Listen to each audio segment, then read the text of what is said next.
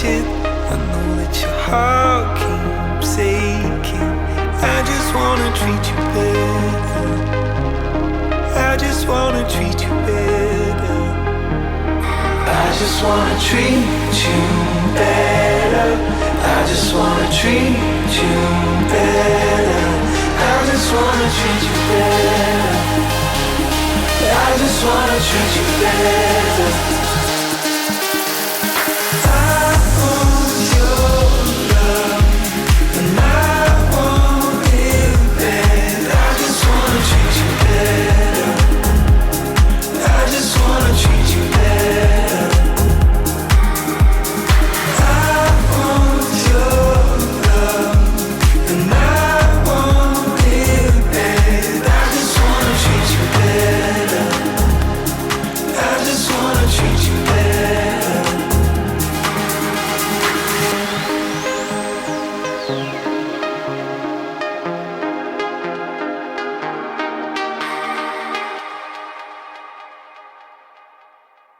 So I just want to say, like, I saw your video and it was beautiful to witness you getting into this flow state with dance. Like, at points in this video, you became the dance floor. And so I wanted to ask you, like, why don't you tell me a little bit about your relationship with dance? Sure.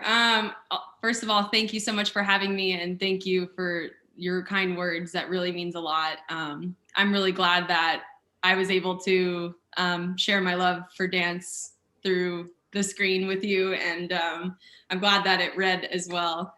As far as my relationship with dance goes, I mean, dance has been a part of my life since I could walk, basically. I started dancing when I was 3 years old, and so I'm going on about 27 years of dance now.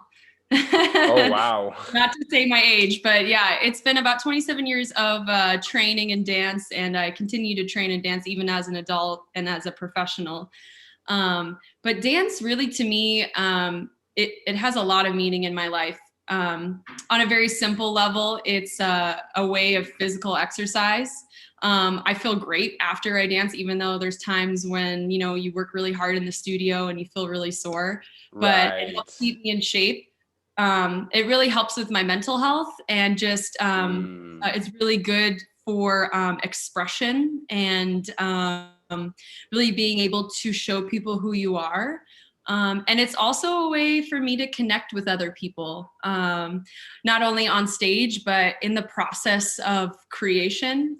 Being able to connect with other people is just, I think, one of the most special things in life. So yeah, dance is just very powerful and very meaningful to me in many ways.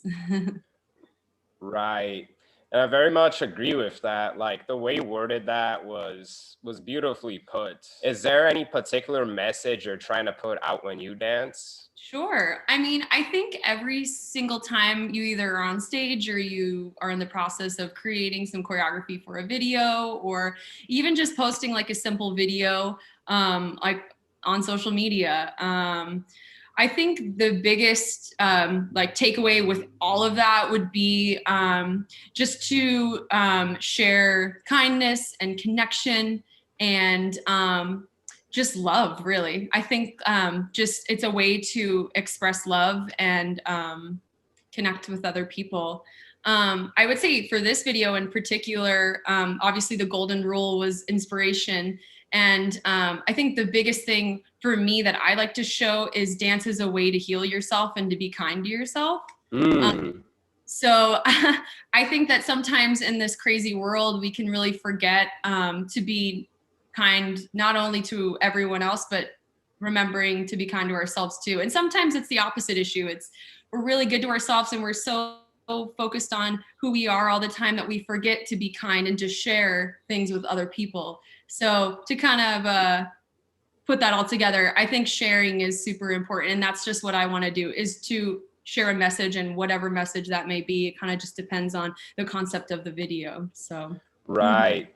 And the way you worded that and how you brought it back to just this civility aspect of people like fighting each other or not being kind to each other or themselves, you really just emphasize the fact that your message will make powerful impacts, because we really do need more people creating, more people expressing their creation rather than, you know, taking it out on each other, for just a lack of a better word here.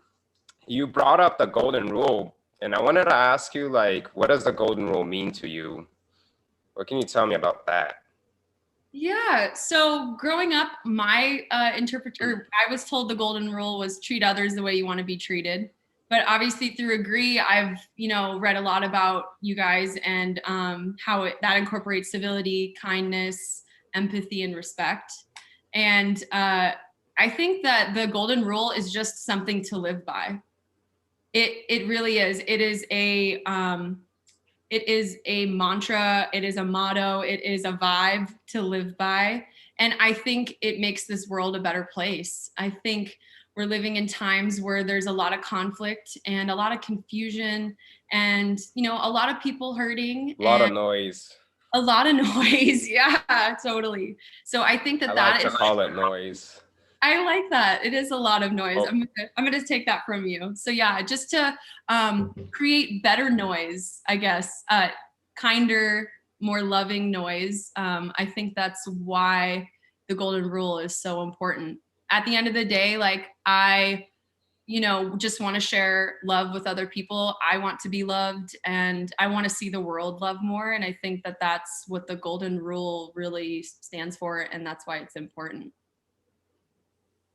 Wow, that last bit of the message really touched my heart. It like gave me chills. I just, in my head, I saw like people that chose to be more loving, just loving somebody else, and that love inspiring them. And I imagined this seed just kind of rippling out. I agree. Yeah. And I think you kind of put that a nice picture to that of what I was trying to say. It's definitely that visual. For sure.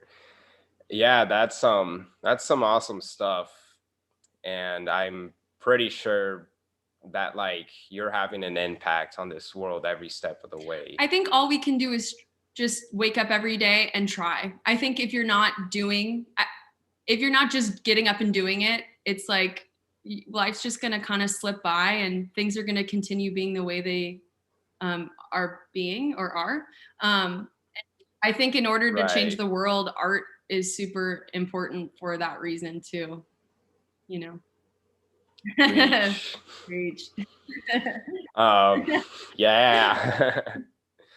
So when I think of stuff like this, I often think that a big root that I feel art could be really inspiring is in the development of kids as they're going through school.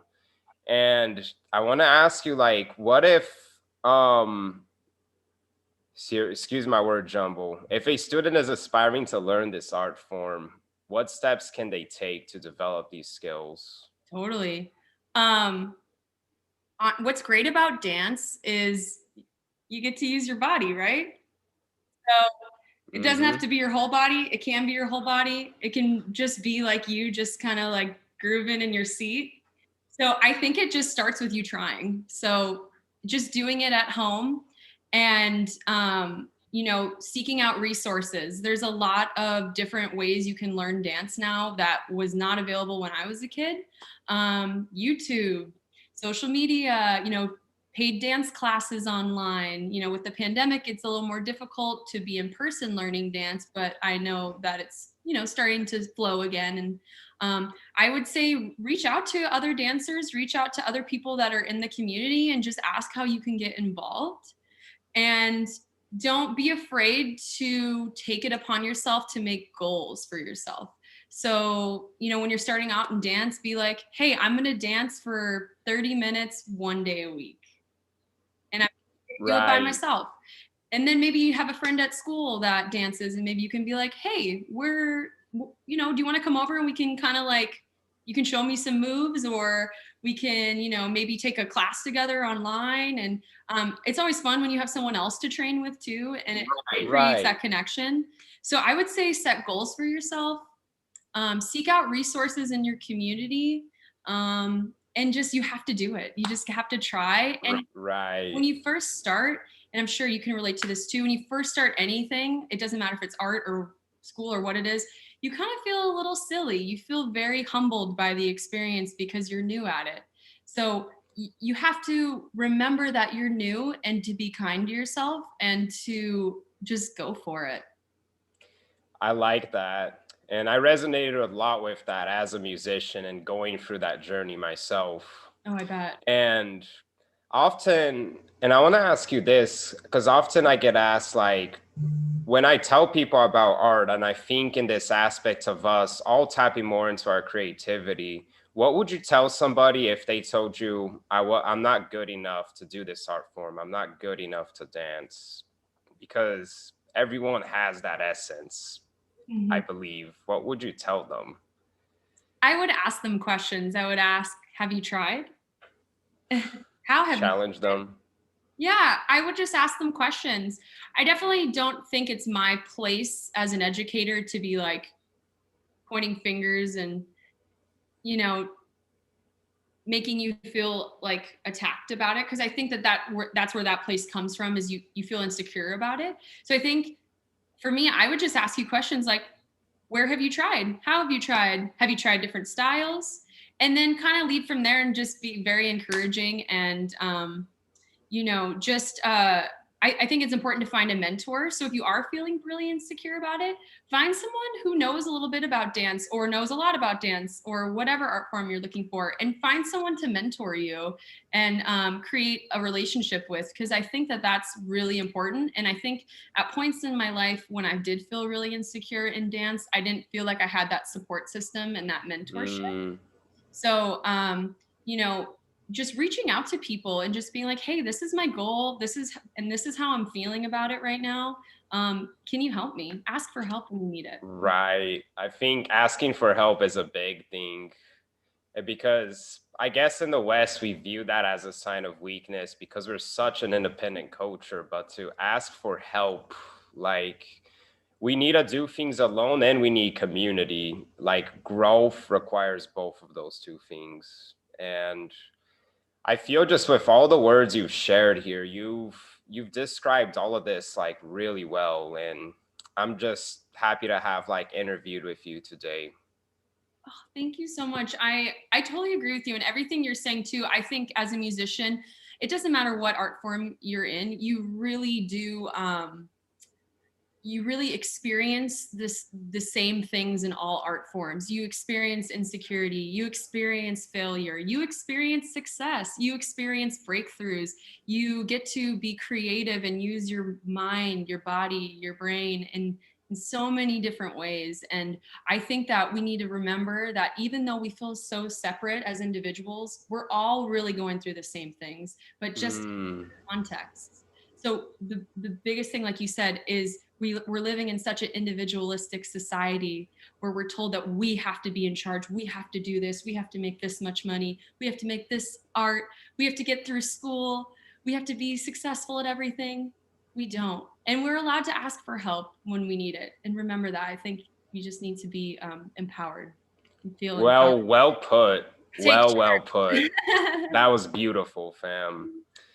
Um, so I'm out of time here for this interview, and I think that is an amazing note to end things on right there. Yeah, thank you so much.